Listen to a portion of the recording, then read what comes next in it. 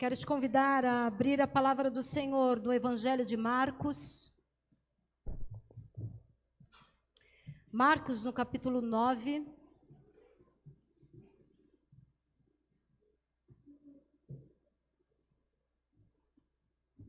Nós leremos do verso 1 ao verso 9.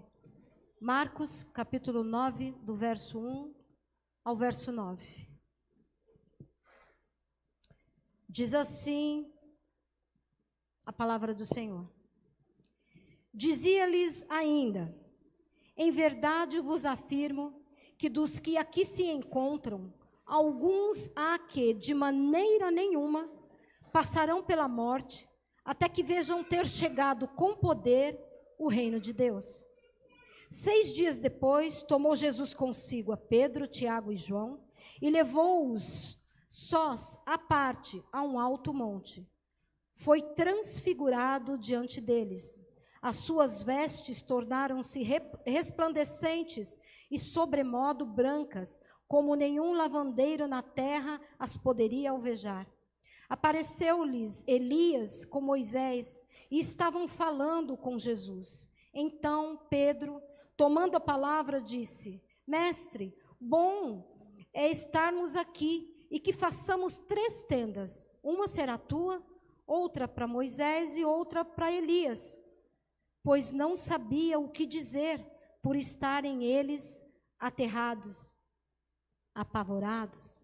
A seguir, veio uma nuvem que os envolveu, e dela uma voz dizia: Este é o meu filho amado, a ele ouvi.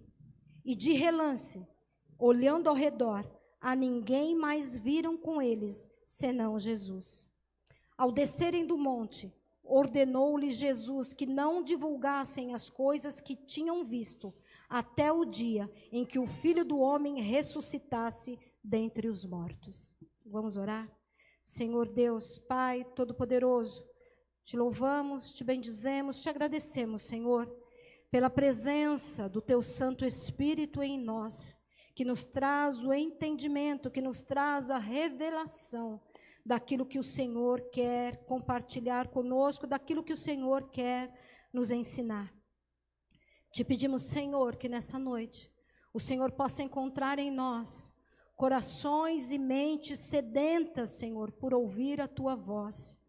E possa encontrar também, Senhor, corações e mentes sedentas para obedecer a sua voz. Que toda honra, todo louvor e toda glória sejam somente a Ti, em nome de Cristo Jesus. Amém e amém. Amados irmãos, amadas irmãs, hoje nós estamos vivendo o 2º domingo de Quaresma. E como nós fomos lembrados no domingo passado, Quaresma é um tempo de preparação, é um tempo de reflexão, um tempo de autoconhecimento, um tempo de conversão, tempo também de jejum, de oração, mas sobretudo, tempo de escuta e de escuta atenta à palavra de Deus.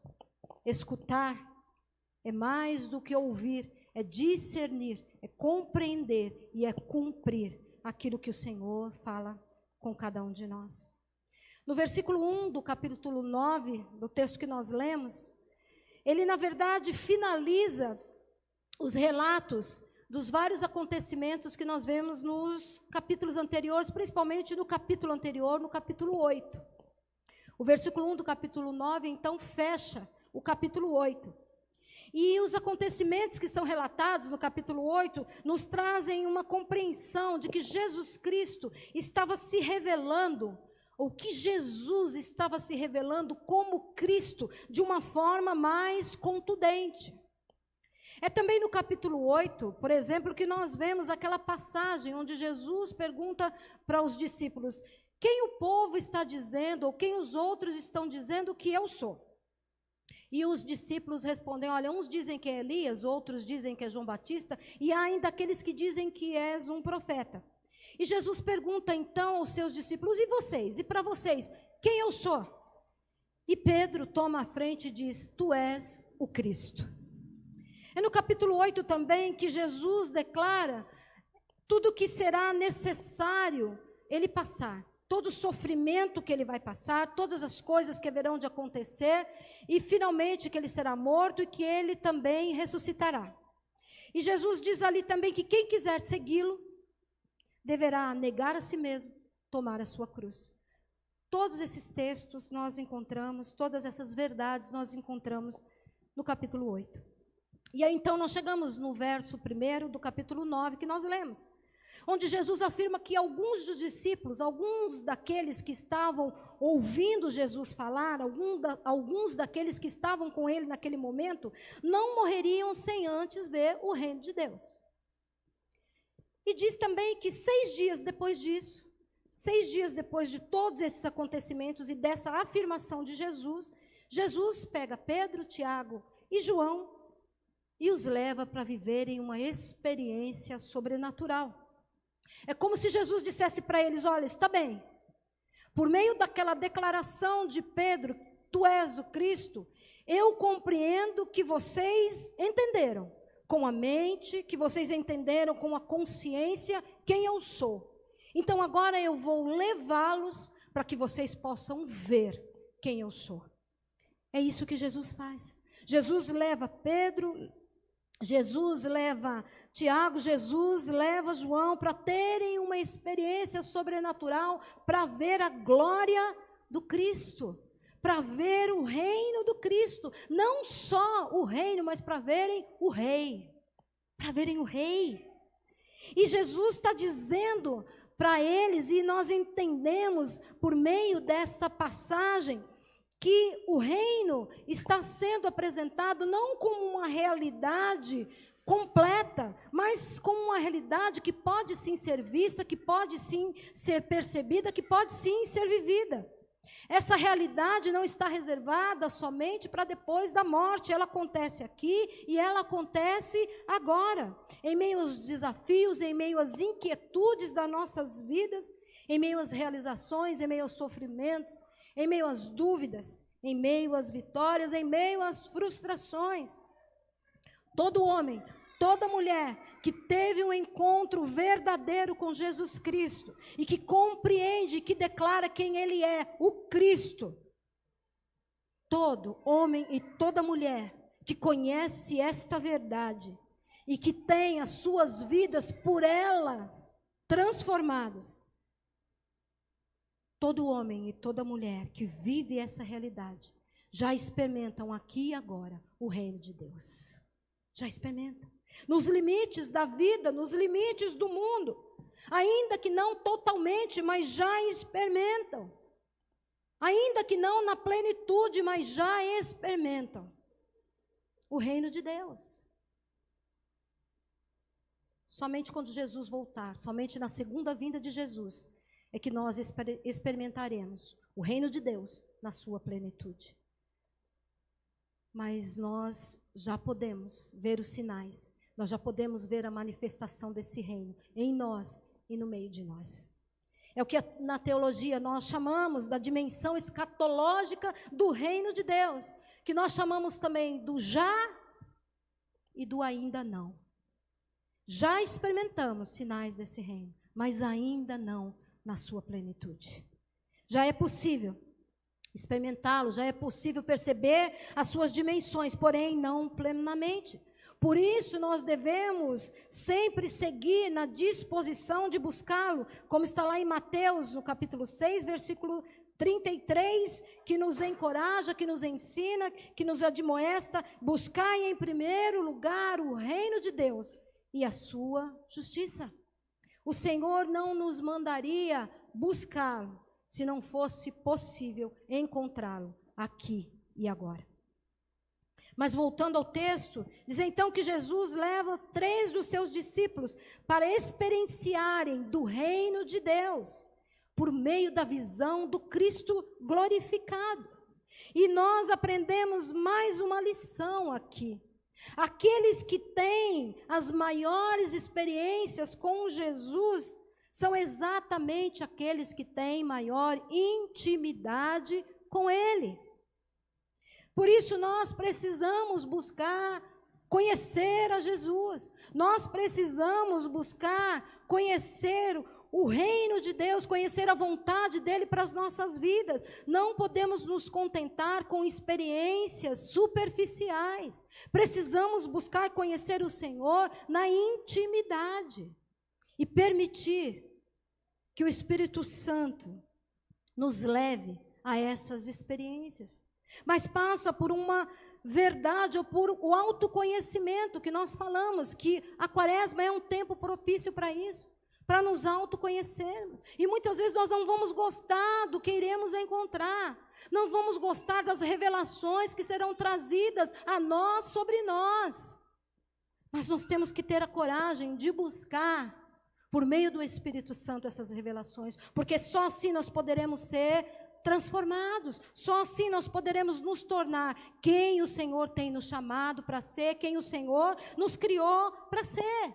Então, a grande pergunta dessa noite é: como está o seu relacionamento com Deus? Em que nível está o seu relacionamento com Deus? É num nível superficial? Como tem sido a sua vida devocional com o Senhor? Você tem praticado as disciplinas espirituais, leitura da palavra, jejum, oração? Você tem praticado? E com que intensidade? Como tem sido as suas orações?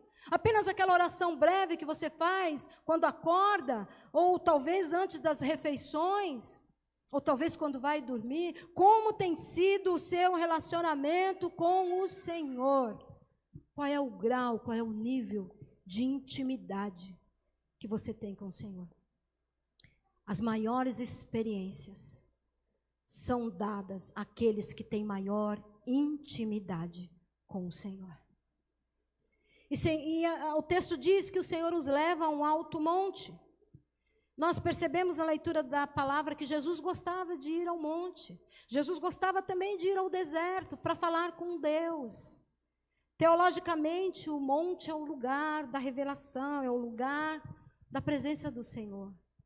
Mas nós temos que entender o monte, não apenas na sua dimensão geográfica, mas como um lugar retirado, como um lugar longe das vozes ou do vozerio desordenado, longe da multidão, longe dos afazeres urgentes, longe da correria das cidades, da urgência que toma conta das nossas vidas. Nós estamos sempre com pressa.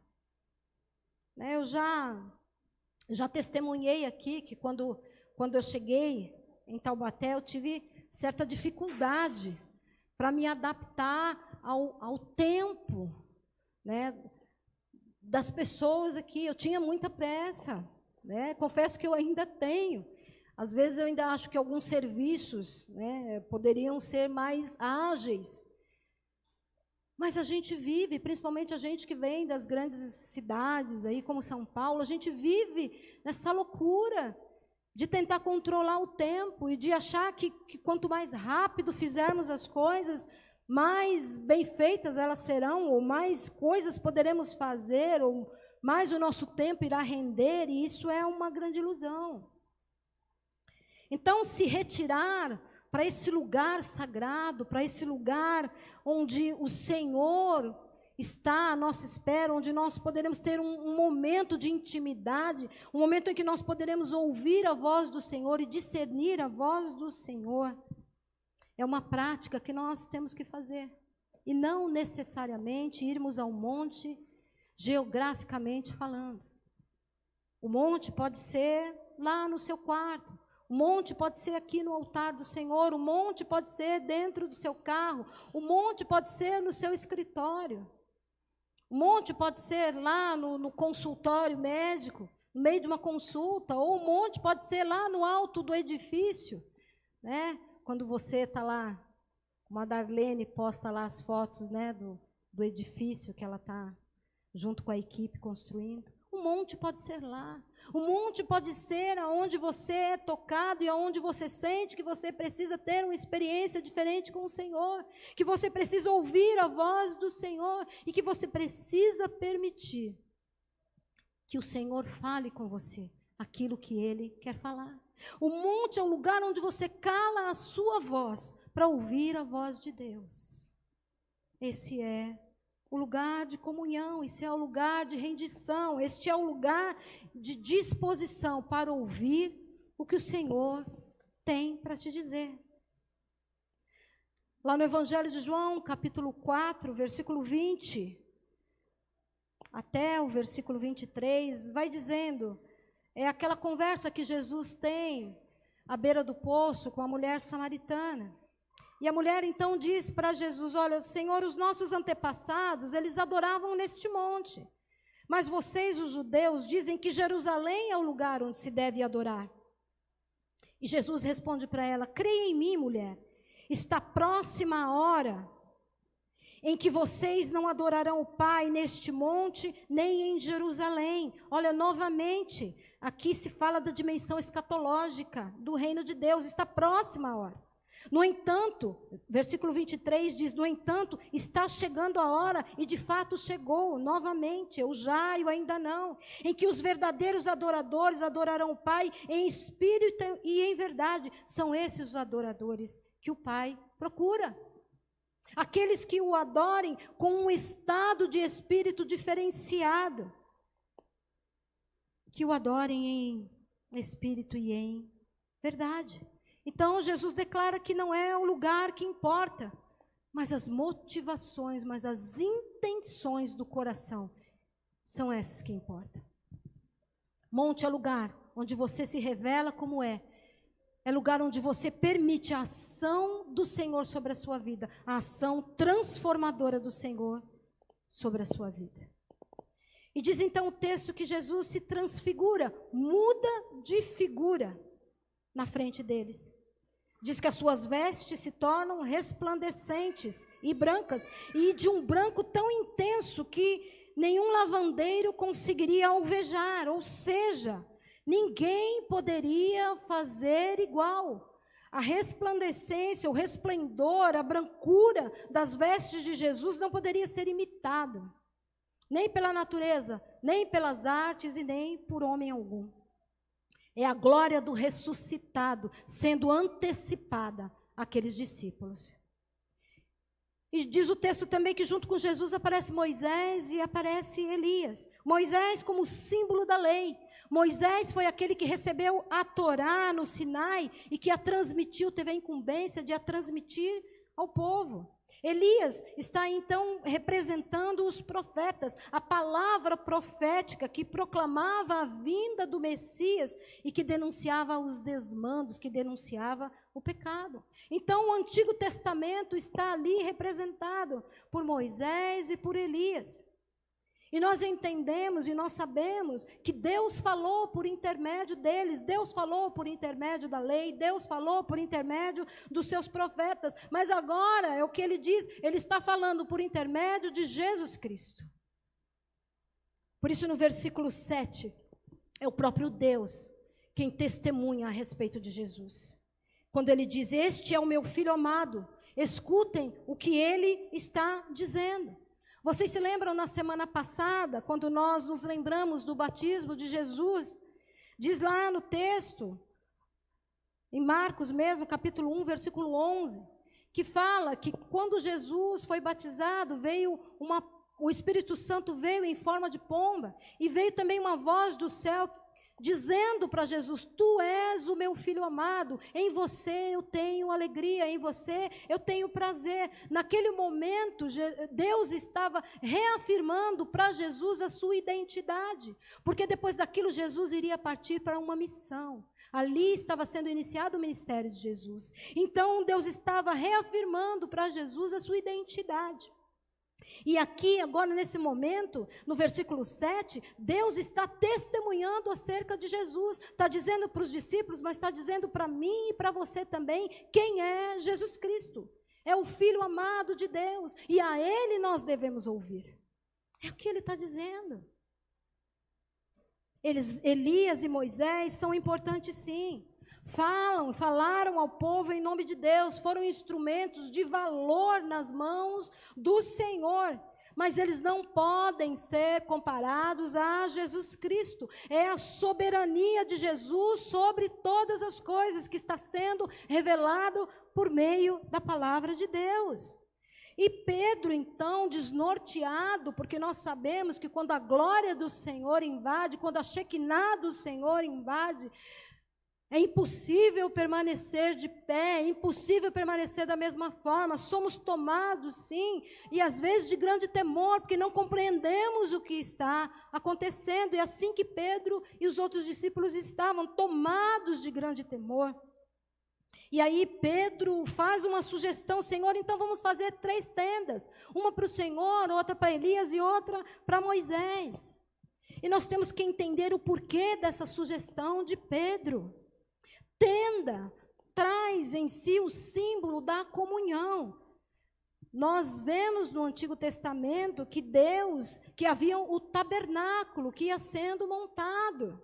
Então, tabernáculo é a tenda da habitação de Deus. Então, ali, quando Pedro faz essa sugestão, o que ele está dizendo? Olha, vamos fazer 3 tendas aqui, uma para Jesus, uma para Moisés, outra para Elias, e vamos desfrutar, vamos viver essa comunhão, e vamos ouvir o que eles têm para nos dizer.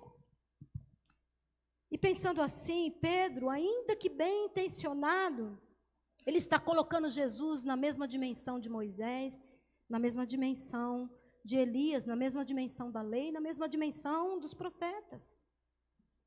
Vocês se lembram no início, quando eu lembrei a respeito do texto, no capítulo 8, quando Jesus pergunta: quem vocês dizem que eu sou? E Pedro afirma: tu és o Cristo. É muito mais do que Moisés, é muito mais do que Elias. Jesus é o caminho, é a verdade, Jesus é a vida.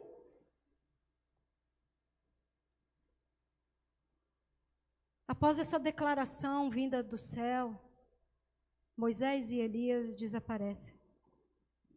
E Deus diz: esse é meu filho, a ele ouvi. A grande questão, amados, é que nós não gostamos muito de ouvir, nós gostamos muito de falar. E nós gostamos muito de sermos ouvidos. Mas não gostamos muito de ouvir, não. E ouvir, que é muito mais do que escutar, que tem a ver com compreender, tem a ver com refletir sobre, tem a ver com discernir e então obedecer. Nós aprendemos aqui nos sermões passados, que lá no livro de Abacuque, que para nós adquirirmos o direito de falar, nós precisamos antes estarmos dispostos a ouvir. E ouvir a Deus, não a nossa própria voz. Porque a minha voz, a sua voz, vai sempre dizer para mim, sempre dizer para você o que nós queremos ouvir. Ela vai sempre concordar com os nossos pensamentos e com as nossas vontades.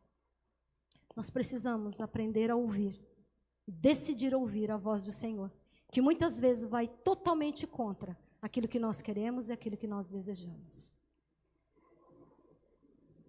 E aí, amados, eu quero pensar nos dias de hoje. É muita responsabilidade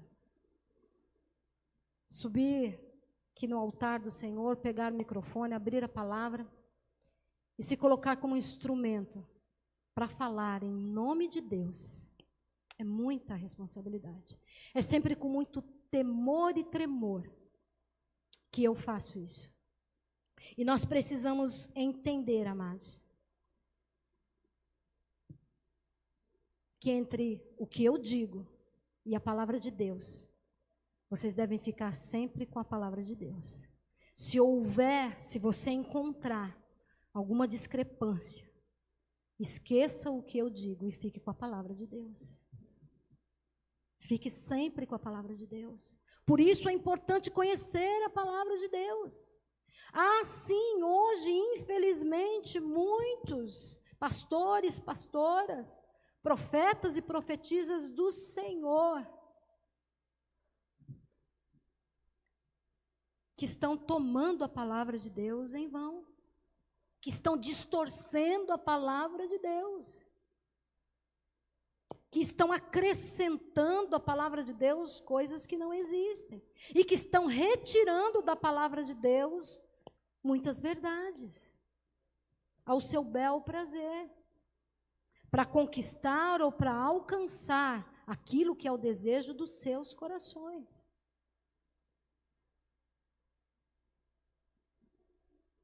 Então tenha cuidado, amado. Tenha cuidado com o que você tem ouvido. Tenha cuidado a quem você tem ouvido.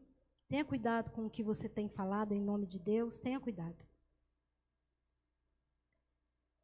Nós aprendemos também aqui que apesar de Pedro e os outros discípulos terem vivenciado essa experiência sobrenatural de ver o Cristo glorificado, porque foi isso que aconteceu, que essa experiência não garantiu a eles o perfeito entendimento do que estava acontecendo.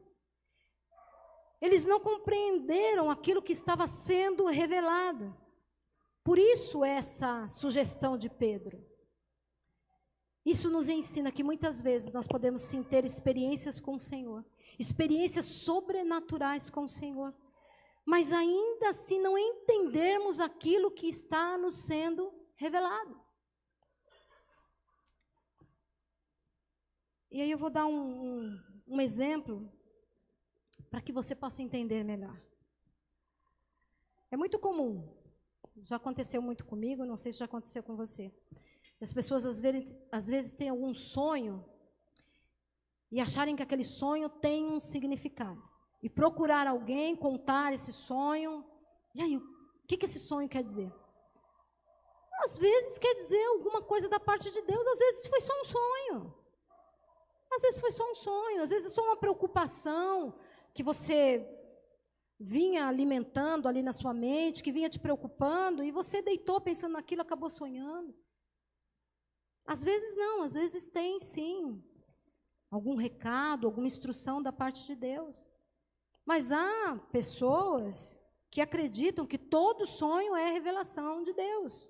E às vezes aquela revelação que vem de Deus não é só para si, é para todos. E aí eu vou dar um exemplo prático. Quando eu congregava lá em Campo Belo, o então pastor, na época, nos contou uma experiência que ele teve em uma outra igreja que ele pastoreava, que uma irmã pediu para dar um testemunho.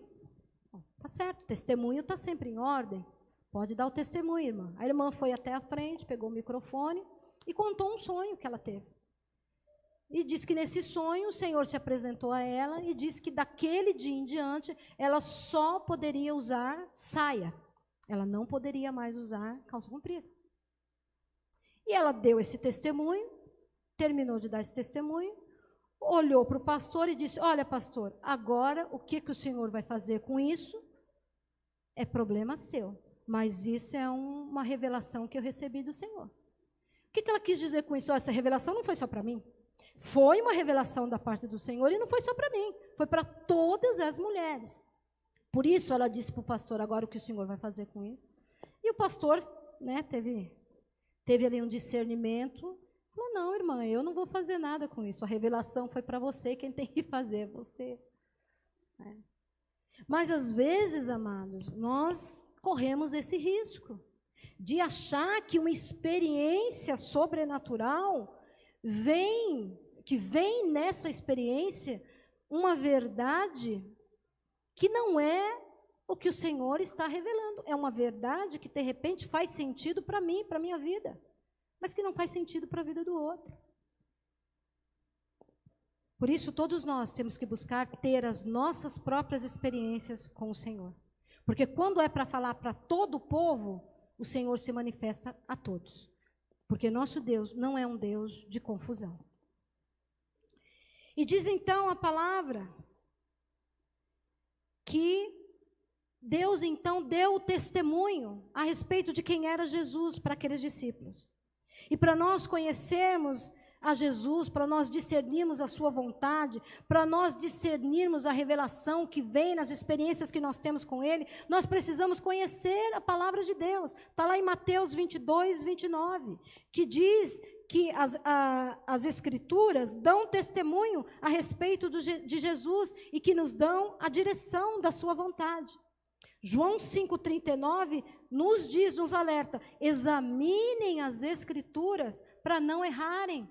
Então nós precisamos conhecer a palavra de Deus, nós precisamos vivenciar, nós precisamos experimentar, nós precisamos buscar a presença de Deus, a revelação de Deus que está toda contida na sua palavra. Não precisamos seguir a homens, a profetas, a profecias, não precisamos, porque tudo está revelado na palavra de Deus. Pastor, então a senhora está dizendo que Deus não se manifesta mais por meio dos seus profetas hoje? Não, eu não estou dizendo isso. Mas eu estou dizendo que para você ter uma experiência com Deus, não é necessário que alguém fale ou que alguém revele uma profecia para você. Tudo está contido na palavra de Deus. Eu sei que muitas pessoas buscam, não. Há um profeta que está pregando em tal lugar e vem uma campanha e aquele lugar, aquela igreja enche, milhares de pessoas vão até lá para ouvir uma revelação do que aquele homem ou aquela mulher tem a dizer. E eu não estou colocando em dúvida nada disso, mas eu estou dizendo que toda revelação está contida na palavra de Deus. E que todo profeta tem que ser confrontado, ou toda profecia tem que ser confrontada com a palavra de Deus. No versículo 9, Jesus lhes recomenda que guardem para si aquilo que eles haviam testemunhado, até que o Filho do Homem ressuscitasse. Está aí no versículo 9 do capítulo 9. E agora eu gostaria que você prestasse atenção. Toda manifestação espiritual, toda manifestação sobrenatural é uma revelação que traz em si um propósito e uma direção.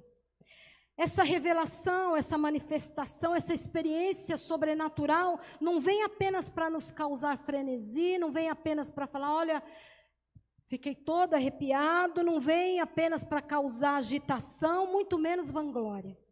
Ela vem com um propósito, ela vem com uma direção. Ela vem para trazer transformação da nossa mente, para trazer renovação da nossa mente, como está lá em Romanos 12, no capítulo 2. Ela vem para te levar para ser um instrumento de Deus na sociedade, no lugar aonde você está inserido, para como instrumento de Deus você ser usado para transformar a realidade à sua volta. Hoje, o Filho do Homem já ressuscitou. Então, nós não precisamos mais guardar segredo a respeito das manifestações sobrenaturais, das experiências que nós temos com o Senhor. Muito pelo contrário. Hoje nós temos sim que testemunhar e manifestar a glória do Cristo ressurreto. Isso é necessário, isso é urgente. É urgente, porque as pessoas estão morrendo. É urgente, porque as pessoas estão se perdendo. É urgente, porque o reino de Deus já é e o reino de Deus ainda será. É urgente, porque nós não conhecemos o dia nem a hora, mas nós sabemos que Jesus irá voltar. É urgente, porque nós sabemos que tudo que precisava ser feito já foi feito. Todas as oportunidades já foram dadas. Cristo já morreu na cruz, Cristo já ressuscitou. E a igreja, eu e você, somos os mensageiros dessa palavra, dessa verdade. Precisamos urgentemente comunicarmos esta verdade a todos, a tempo e a fora de tempo. Fecha os teus olhos. Eu quero te convidar a se colocar na presença do Senhor. O texto de hoje nos mostrou que Jesus, o Filho de Deus, o Filho do Homem, convidou Pedro, Tiago e João para ir com ele ao monte. E lá no monte, no lugar da manifestação, no lugar da presença de Deus, os três foram testemunhas da majestade, da glória e do poder de Jesus. E hoje, Jesus Aquele que no início do culto nós declaramos e que nós concordamos que está aqui. Esse mesmo Jesus que esteve lá com aqueles 3 discípulos naquele monte. Esse mesmo Jesus está conosco aqui. Ele também nos convida a irmos com Ele a um lugar sagrado, a um lugar de revelação, a um lugar de cura, a um lugar de transformação, a um lugar onde Ele possa se revelar a nós na sua plenitude com toda a sua glória, a um lugar onde Ele pode nos ensinar a respeito de quem temos que ser, a um lugar onde Ele pode até nos expor, mas não para nossa vergonha, nos expor para que nós possamos ser curados e transformados por Ele. É o mesmo Jesus que esteve com Pedro, com Tiago e com João, que mudou a sua figura na presença deles. É o mesmo Jesus que está aqui. É o mesmo Jesus que quer despertar as nossas vidas. É o mesmo Jesus que quer que nós saiamos da zona de conforto, do lugar de comodismo que muitas vezes nós nos colocamos e que permanecemos. É esse Jesus quem te convida a deixar a sua tenda, a deixar o lugar que é só lugar de comunhão, a deixar as 4 paredes da igreja, a descer do monte, colocar os pés nas ruas, nos becos, nos prostíbulos, nos lugares de perdição e manifestar o amor de Deus. É o mesmo Jesus quem te convida a, após ouvir a sua voz e ter a sua vida transformada, sair e comunicar a verdade. E a verdade é que Jesus Cristo é o caminho, é a verdade, é a vida. E que ninguém pode ir a Deus se não for por meio dele. Permita que o Espírito Santo traga incômodo ao teu coração. Se houver situações de pecado, se houver situações que estejam desagradando ao Senhor, permita nessa noite ser curado, ser curada, ser transformado pela presença do Filho do Homem, pela presença de Jesus Cristo. Escute a voz de Deus que diz para mim e para você nessa noite: este é o meu Filho amado, a Ele ouvi. Senhor Deus e Pai Todo-Poderoso, nós nos colocamos na Tua presença, Senhor. Ó Deus, mais uma vez nós pedimos perdão, Deus, pelos nossos pecados. Pedimos perdão por tudo que temos feito que te desagrada. Pedimos perdão por aquilo que temos deixado de fazer e que é a Tua vontade. Pedimos perdão por aquilo que temos pensado, por aquilo que temos falado, Deus, e que não tem te agradado. Ó Pai, nós queremos sim, Senhor, ter experiências contigo. Nós queremos sim, Senhor, ter experiências com Cristo glorificado, mas nós precisamos e nós sabemos que nós precisamos, antes disso, ter intimidade contigo. Então que nessa noite, Senhor, nós possamos sair daqui decididos a te buscar mais, a te conhecer mais, Senhor, a ler mais a Tua palavra, a orar mais, a jejuar, a nos dedicarmos mais a Ti, Senhor, a priorizarmos o Senhor nas nossas vidas, o tempo dedicado ao Senhor em nossas vidas. Em nome de Cristo Jesus, Pai, nós nos colocamos nas Suas mãos, sabendo que o Senhor nos ama e que o Senhor tem cuidado de nós. Ó Deus, que nós possamos cada dia mais buscar o Teu reino, que já é, e continuarmos buscando o teu reino, que ainda será. E que a ti seja, Pai, toda a honra, todo louvor e toda a glória. Em nome de Cristo Jesus. Amém e amém. Amém.